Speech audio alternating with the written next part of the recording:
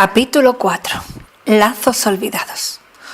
A mi regreso, Bates me aguardaba con dos desagradables noticias: la desaparición de Robert del sanatorio y el hallazgo del cuerpo de un niño. Tenía el pálpito certero de que se trataba de Vic, como en mi sueño. La intranquilidad por el triste final de ese muchacho me hizo encaminar mis pasos en dirección a la taberna para conocer más detalles. El sepulturero me indicó el lugar exacto de la tragedia. El altar del círculo de piedra era un lugar misterioso, rodeado de varias leyendas cargadas de brujería y rituales sangrientos. Allí estaba el inspector Collier. Después de cruzar unas palabras con él, me quedé a investigar el lugar. Tal y como vi en mi pesadilla, uno de los menhires contenía otro símbolo. Como la cámara de fotos se me rompió, lo dibujé a mano en el diario de William. En una de las plantas de los alrededores encontré un fragmento de tela, pero no podía hacerme con él mientras el detective andase cerca. Para distraerlo, eché un poco de sangre en una roca. Sí, ya sé que era alterar las pruebas, pero no tenía otra salida. Con Collier mirando hacia otro lado, recogí un pañuelo con el emblema de los Gordon bordado en un lateral. La conexión con mi familia se hacía evidente. Tenía que saber qué le ocurrió al pobre Vic, así que hice una visita al doctor Herman. Tal como sospechaba, el chico no había muerto a causa de un ataque de lobos. Había sido asesinado. De regreso a la mansión vi que había correo en el buzón. Se trataba de una carta de James, llamando padre a mi abuelo William. ¿Por qué Victoria me habría ocultado algo así? Fui a preguntar a Bates dónde se encontraba mi abuela y luego fui a su habitación para pedirle explicaciones. Me contó toda la verdad sobre James. Luego me mostró lo preocupada que estaba por Robert y me pidió que fuese a Ashbury a investigar su desaparición. En el sanatorio, una agradable enfermera me puso al tanto de la escapada de James. Tenía que averiguar cómo logró escapar del edificio, así que lo rodeé, y en la parte trasera se asentaba la entrada a la sala de calderas del edificio, custodiada por un tipo tosco y desagradable que me confirmó la posibilidad de que pudo salir por el alcantarillado. Para averiguar cómo pudo escaparse, primero tenía que llegar hasta su celda, y no podría hacerlo desde la entrada del vestíbulo, así que planeé entrar por la sala de calderas.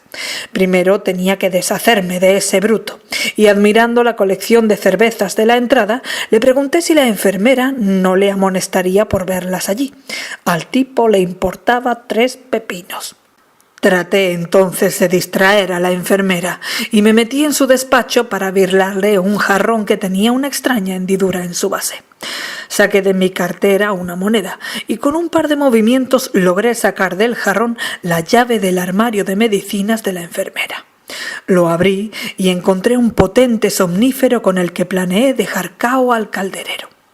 Se lo eché en la cerveza, por medio de una jeringuilla que encontré rebuscando bien en un cubo de basura junto a la sala de calderas, y después rompí con un martillo que había sobre el techo del cubo de basura un ladrillo de la ventana que daba a la sala de calderas, justo mientras cargaba de carbón la caldera, para que no se enterase del ruido.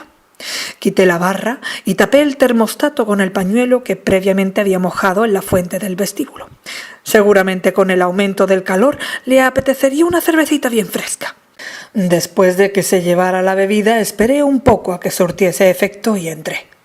La puerta que daba al interior del edificio se abría mediante un panel numérico con la abertura para una llave.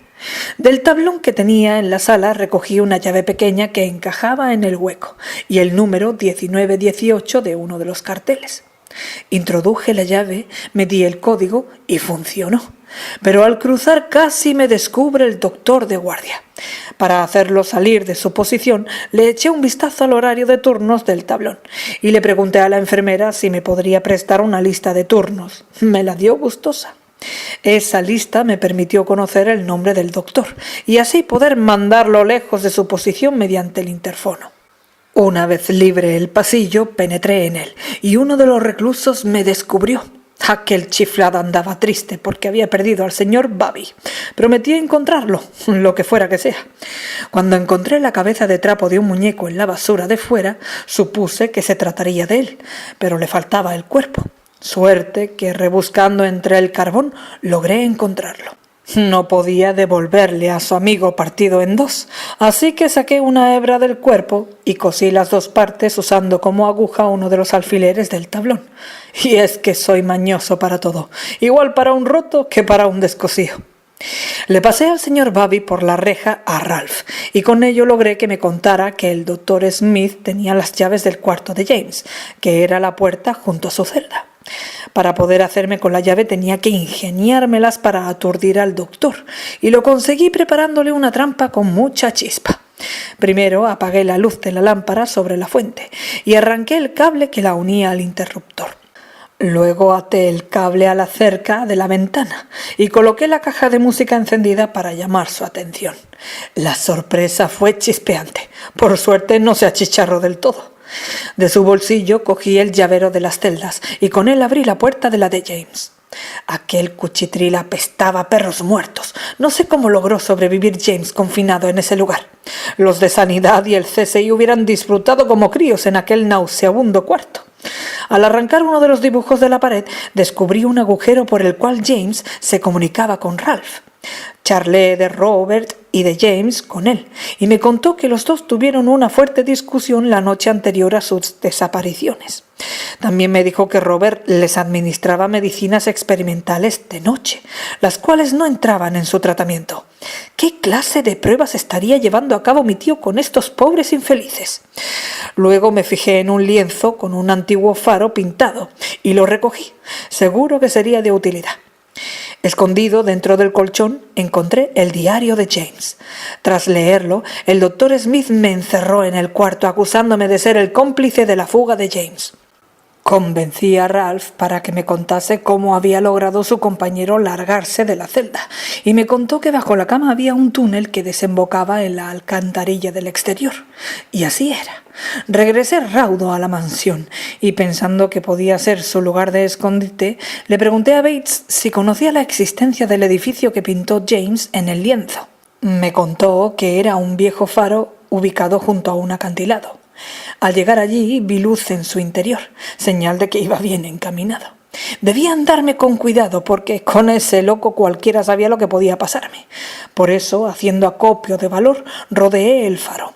Pero James me esperaba agazapado en la parte trasera y me dio un soberano golpe con una pala en la cabeza, haciéndome perder el conocimiento.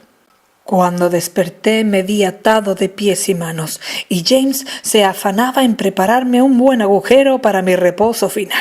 No lo podía permitir. Cogí como pude mi preciado cuchillo pequeño y me desaté las manos.